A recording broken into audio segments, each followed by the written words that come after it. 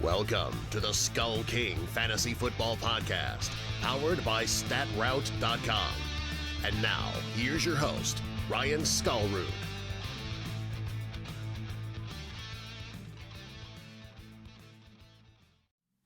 Hello and welcome to another episode of the SkullKing Fantasy Football Podcast. My name is Ryan Skullroot, and on the show tonight we are going to go over a few different stories. Melvin Gordon maybe coming back, a little Case Keenum, Dwayne Haskins possibilities going on, a little bit of news about Todd Gurley. We'll go over as much of the injury news as we know of so far for this weekend. And then we will go through the 6 games playing on Sunday that we did not cover in yesterday's show. And then that'll be it. So why don't we go ahead and get started with a couple announcements. Again, make sure to go to patreon.com/SkullKingNation to become part of one of our supporters and part of the SkullKing Nation, where you can get discounts on our merch. You can get access directly to our analysts on our Slack channel to ask them direct advice, which we've always got a few guys in there, so you'll be able to get answers to your questions a lot faster than, say, if you were on our Facebook page or our Facebook group asking questions. You'll get a lot of answers from people outside of our analysts. However, once you become a supporter on Patreon, you'll actually become part of our Slack channel to get direct responses from our analysts specifically. So, also, make sure to go to the corner and hit that subscribe button, whether you're listening on YouTube, Stitcher, Google Play, wherever you happen to be listening to this, watching this podcast. Please hit that subscribe button. Make sure to leave us a rating or review so that we can kind of know how we are doing with the show. Some of you may not have noticed on the actual website, SkullKingFootball.com, one of the top pages that we have actually added, or little tabs we've added, is a Who Should I Start button. That tab, if you go to it, you can actually go to get instant start sit advice. So what you do is you click whether it's quarterback, running back, wide receiver, tight end, flex, or DST. You can click on one of those buttons, and then from there you can select 2 people, and it will, based on our rankings, I believe is how it's set up. So based on our rankings,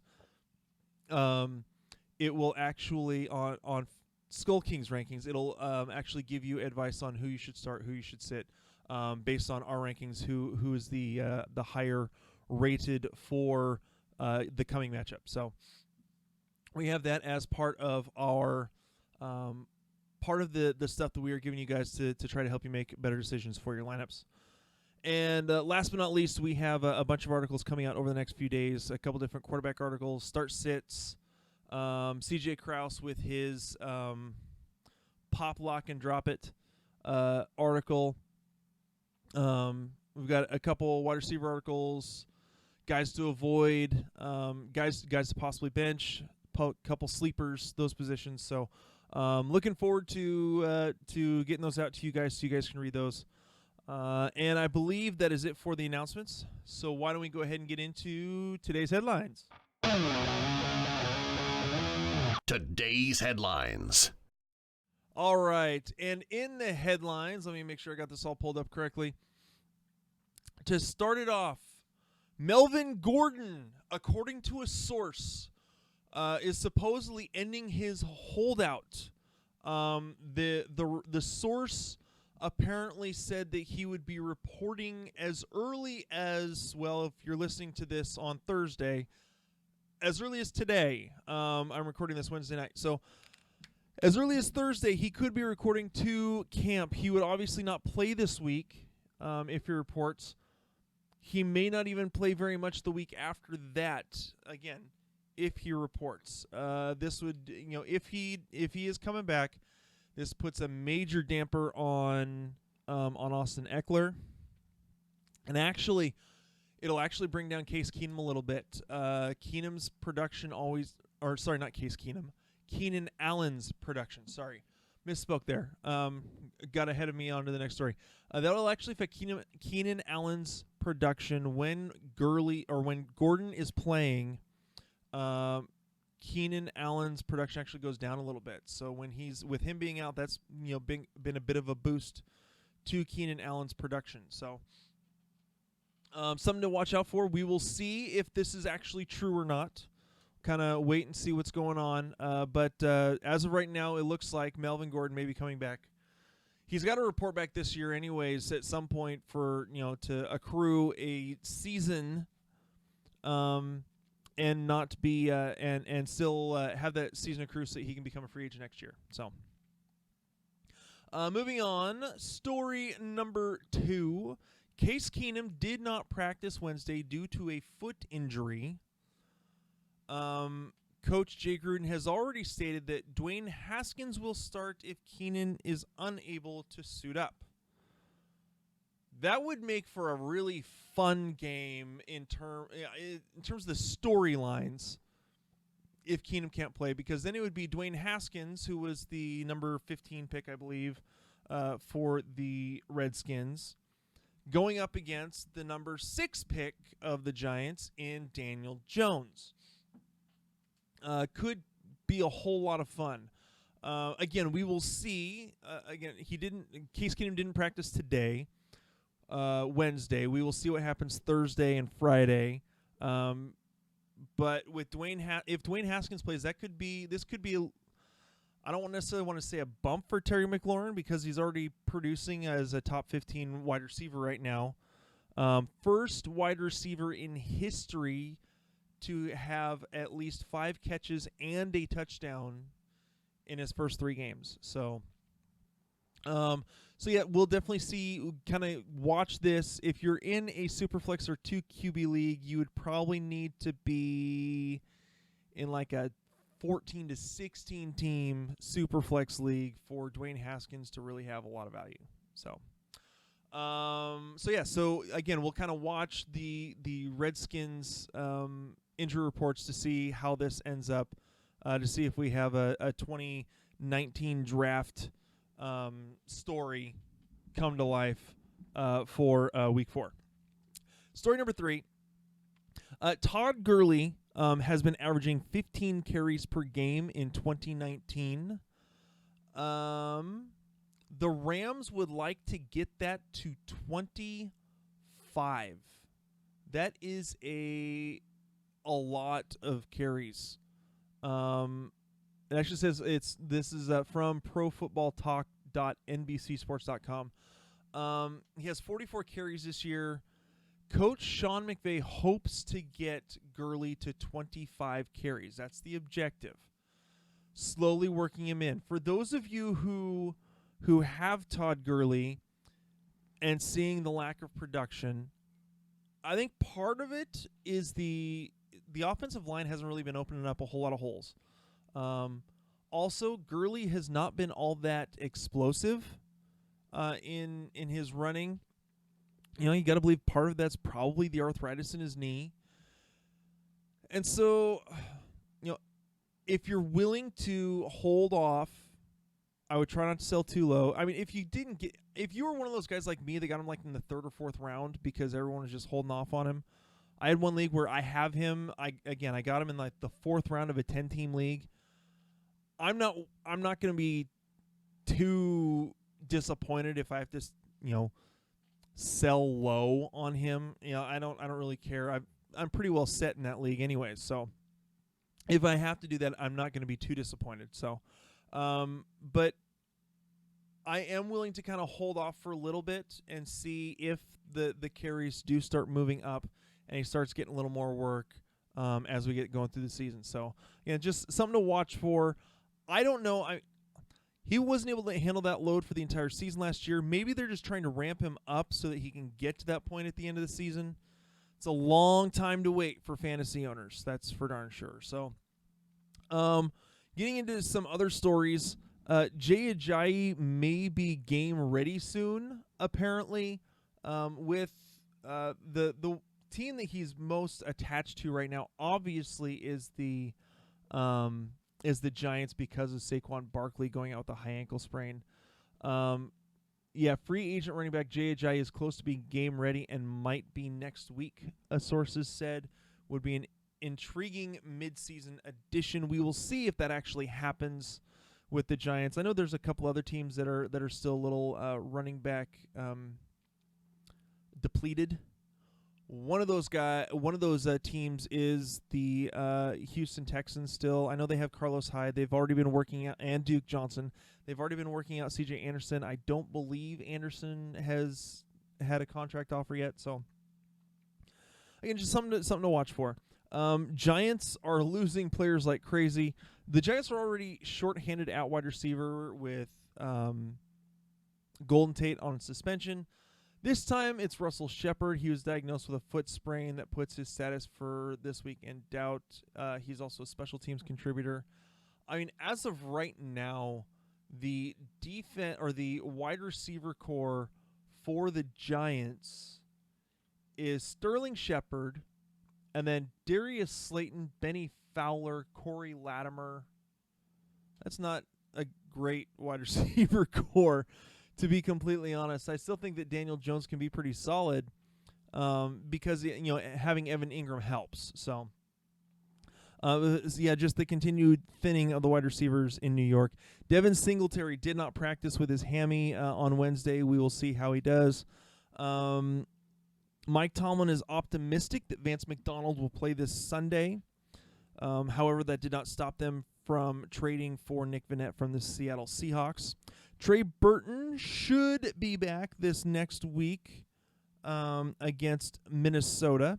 It looks like he's already back to practicing in full. T.Y. Hilton, again, did not practice with his quad injury. Deshaun Jackson is out for Thursday Night Football, and by all accounts and all reports, Alshon Jeffrey will be playing Thursday Night Football in Green Bay. Damian Williams did not practice with his knee injury. Chris Godwin did not practice with a hip injury.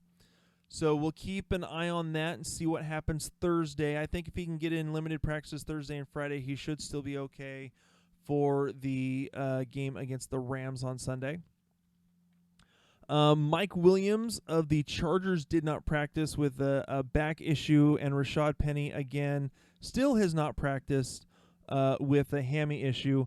And again, that's one where keep an eye out. I mentioned this in the waiver wire show. Keep an eye out for CJ Prosise, as he might be a guy to use or to pick up late.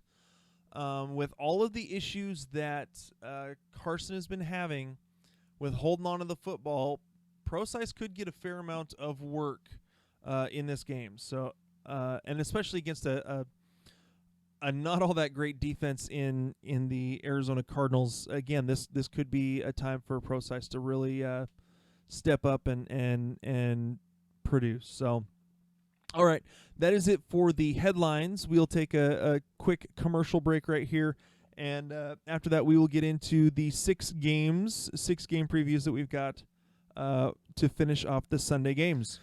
All right, here we go. Let's get into these 6 games for Sunday, and then we will call it a show. Starting off, Redskins at the Giants. Again, we mentioned in the headlines that we are not sure whether it's going to be Case Keenum or Dwayne Haskins.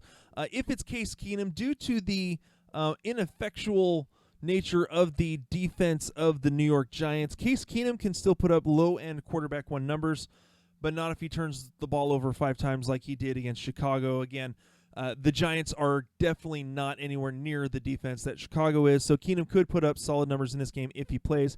If it's Dwayne Haskins, he's mid to high-end quarterback 2, just because he didn't play great in preseason, so we'll kind of see how that goes.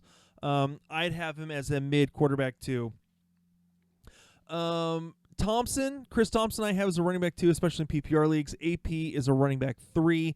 Even against this defense, I have him as a running back 3, possibly a running back 2, but only in standard leagues. Terry McLaurin I have as a mid to low wide receiver 2, right around that 15 to 18 range.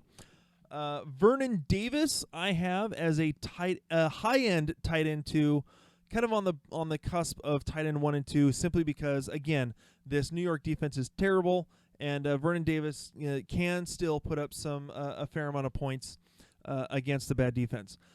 Going to the Giants, the Daniel Jones experiment, or whatever you want to call it, is still going. He is the quarterback one. I have him as not the quarterback one for the week. I have him as a quarterback one, probably on the lower end.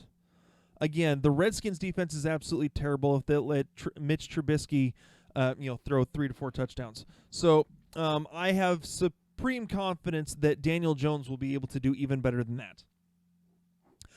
Wayne Gallman everyone picked him up as a possible running back 2. I think he's more of a high-end running back 3 or flex play. Even against the Redskins, he's just a guy. He's not the best runner.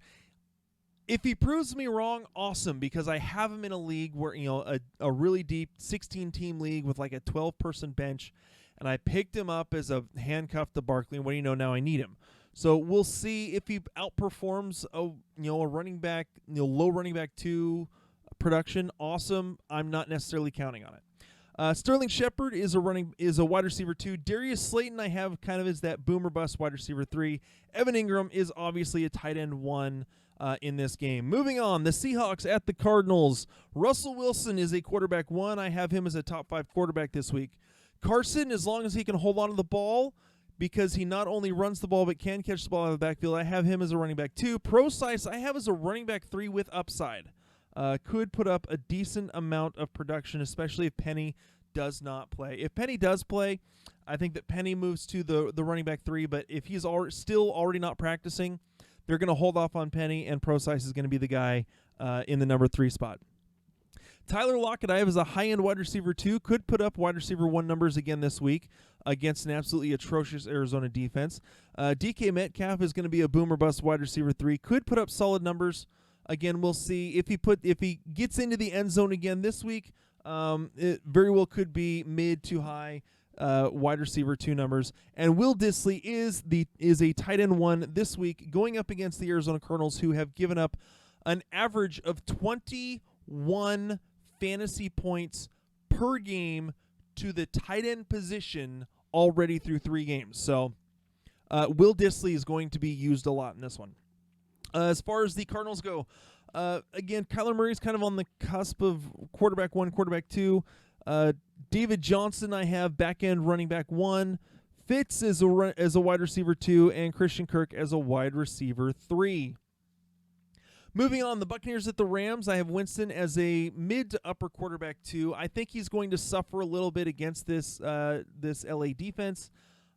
I think it's going to hurt really all of the offense for the Buccaneers.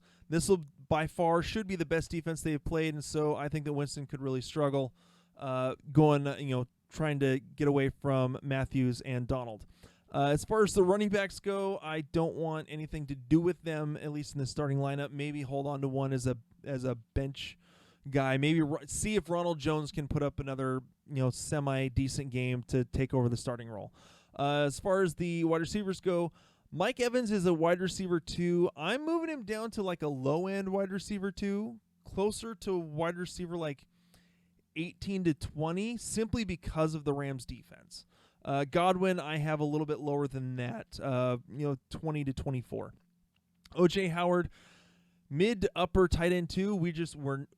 We're not sure if they're actually going to get that connection going between Winston and O.J. Howard. Hasn't shown it really yet. He's gotten more snaps, gotten more targets over the last couple games, but I'm not seeing it yet. So for now, I'm holding off. Jared Goff. Against this Buccaneers defense that Daniel Jones shredded for 336 passing yards, Goff has much better passing weapons to pass to, and so I think that he could put up low quarterback 1 numbers. Gurley is a low-end running back 2 until he shows that he can really get the job done and get some production. I've got to keep him in that low running back 2 position. So Cooper Kupp is an upper end wide receiver 2. He is Goff's safety blanket and is going to continue targeting him over and over and over again. Cooper Kupp is the top wide receiver to own in the Rams offense. Cooks as a mid-round wide receiver 2. He's more of that boomer bust type deep play. Not as many targets, but he's more the big play guy. Robert Woods for right now, low-end wide receiver 2, simply because he hasn't quite been getting the targets, and the targets he has been getting have not been catchable, to be completely honest. So a few more games. Vikings versus the Bears. Cousins is a quarterback 2, and I don't see him getting above that at all this year unless they play the Miami Dolphins, which I'm not sure about. Dalvin Cook is running back 1. He is one of the top, I believe he is the number 1 running back right now in fantasy. Adam Thielen is a mid wide receiver 2. Diggs is a flex play, no more. I don't even have him as a wide receiver 3. He is a flex play. He's not getting the targets. Thielen's hardly getting the targets because they have converted to a run-first offense. Mitch Trubisky is a quarterback 2, low-end quarterback 2, going up against this Minnesota defense. David Montgomery, he has gotten more and more work each week. This last week, he led all of the Chicago Bears in touches with 16. He had more receptions than Tariq Cohen. So I have Montgomery on that running back 2 to running back 3 border in half-point PPR. Cohen I have is the same thing, simply because he catches more passes, usually for more yards, especially after the catch. Allen Robinson, again, against this defense, he is a wide receiver 3 boomer bust. Again, against this Vikings defense, he might put up wide receiver 2 numbers. I trust him more to be a wide receiver 3. The Jaguars visiting the Broncos. Gardner Minshew is an upper-end quarterback 2 who's been passing the ball really, really well. Fournette, again, the cusp of a running back 2 or running back 3 until I see stable production continually from him. I have no choice but to keep him at that, right about that ranking. DJ Chark is a wide receiver 2 or 3. He's been putting up solid numbers. Right now, I believe he is like the top 15 wide receivers in terms of fantasy production. Really, it's because of the fact that he keeps getting in the end zone. I have him as a wide receiver, really a low-end wide receiver 2, that if he gets in the end zone due to the amount of targets that he gets from Minshew, will be a top high-end wide receiver 2 player, wide receiver this week. Westbrook is a wide receiver 3, boomer bust. He's somewhat getting the targets, and they're developing that rapport between Westbrook and Minshew. But really, it's been between him, Minshew, and Chark. So Westbrook, again, is more of that boomer bust wide receiver 3. Joe Flacco is a low-end quarterback 2, just because not really seeing it yet. Lindsey is a running back 2, can put up running back 1 numbers if Freeman gets injured again. If Freeman stays in the whole game, they're both mid to low running back 2s, simply because they continue to split that workload. Emmanuel Sanders is a wide receiver 3. Sutton is a wide receiver 3 as well. Sutton has been getting a lot of targets so far this season. Let me pull him up. Let's see. He's gotten 8, 7, and 7 targets so far this season for 7 catches, 4 catches, 5 catches. Has not gotten into the end zone yet. So in terms of PPR, he is half-point PPR. It's only standard PPR. He's a wide receiver number 34. Again, until he gets in the end zone, I don't see him putting up much more than that. He's getting about that 11 to 13 range. Obviously he had 19 points in that first game. So, or that's in full PPR. So for now, until we can see him get in the end zone. The Jaguars defense, I'm not sure who is actually going to be covering who. It could be that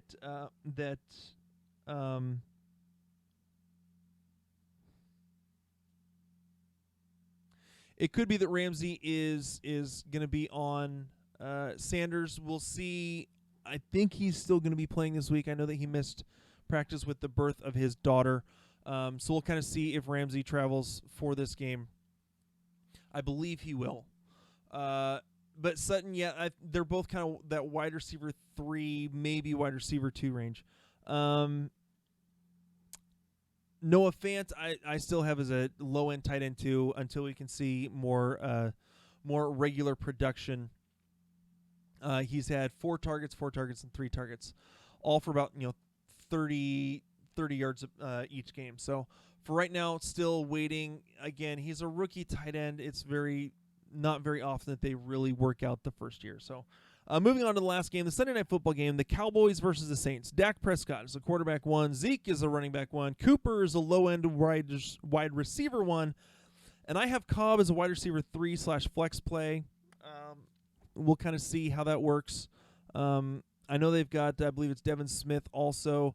We'll see how much work he gets. But going up against the Saints defense, I think that Cobb is more likely to, out of the slot, is more likely to have the success there. Jason Witten is a high-end tight end too. Really, he's touchdown dependent. He's only getting 3 to 4 targets a game. What was it through the first 2 games? He had, 8 catches for like 30 yards and 2 touchdowns. So, or his 8 targets, 6 or 7 catches for 40 yards and 2 touchdowns. So, for right now, Jason Witten, he's a high-end tight end too. He's kind of a streamable option based off of matchup.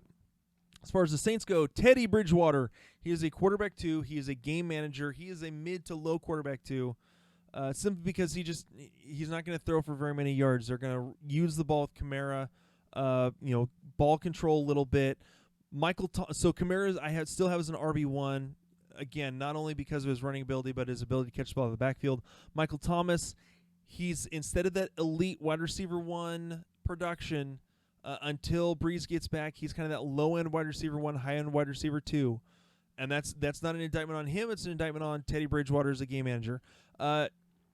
Jared Cook, tight end 2, low-end. He's not getting the production, not even getting the targets, really. So we have not been a believer so much this year in Jared Cook, and it's proving, so far we have been correct in our assessment. So that is it for the games. I want to thank you guys again for listening to the SkullKing Fantasy Football Podcast. I hope you guys have a great weekend, that all of your lineups work out well, that you win all of your matchups. So I hope I do too. We will be back Sunday evening, so you guys will hear it on Monday with our Kings and Stings episode. And that is it again for tonight. I hope you guys have a great weekend. My name is Ryan Skullward. You've been listening to the SkullKing Fantasy Football Podcast, and we will talk to you guys later. Hey, SkullKing Nation. Thank you for listening to the SkullKing Football Podcast. Did you like this episode? If so, be sure to go to iTunes, Stitcher, Google Play, and YouTube to subscribe.